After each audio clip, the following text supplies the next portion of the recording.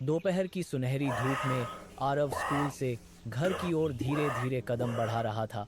अचानक सड़क के किनारे धूल और मिट्टी के बीच उसे कुछ चमकता हुआ दिखाई दिया। उसने झुककर उस वस्तु को उठाया। वह एक पुरानी लेकिन दिव्य चमक वाली पेंसिल थी। अभी वह उसे गौर से देख ही रहा था कि अचानक हवा में एक रहस्यमयी धुंध छा गई और उसके सामने एक सफेद दाढ़ी वाले बुजुर्ग प्रकट हुए। उन्होंने मंद मुस्कान के साथ कहा, आरव, यह कोई साधारण पेंसिल नहीं बल्कि एक जादुई पेंसिल है।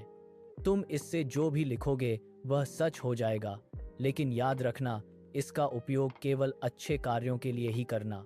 आरव ने घर पहुंचते ही उत्सुकता में कागज पर लिखा, मुझे ढेर सारी रंग बिरंगी मिठाइयाँ चाहिए। लिखते ही मेज पर रसीले गुलाब जामुन और बर्फी का ढेर लग गया। आरव की आंखों में चमक आ गई।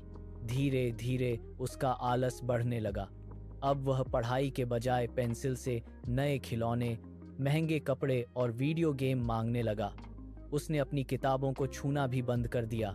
उसे लगने लगा कि अब उसे जीवन में कभी मेहनत करने की जरूरत नहीं पड़ेगी। उसका पूरा कमरा जादुई उपहारों से भर गया था, लेकिन उसका दिमाग खाली होता जा रहा था। अंततः वार्षिक परीक्षा का दिन आ गया। आरव ने एक शब्द भी नहीं पढ़ा था। उसने आत्मविश्वास के साथ जादुई पेंसिल उठाई और कागज पर बड़े अक्षरों में लिखा, मैं बिना पढ़े अपनी कक्षा में प्रथम आ जाऊं। लेकिन इस बार कोई चमत्कार नहीं हुआ।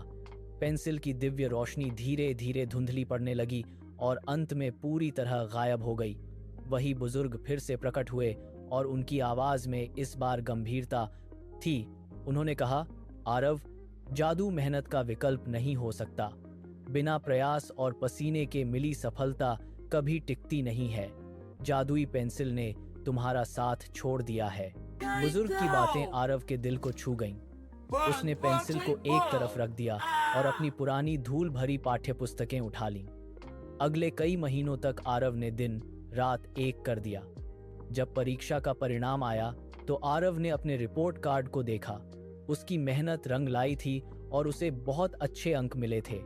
उस पल आरव को जो सच्ची खुशी और गर्व महसूस हुआ, वह उस जादुई मिठाइयों और खिलौनों के ढेर से कहीं ज्यादा बड़ा था।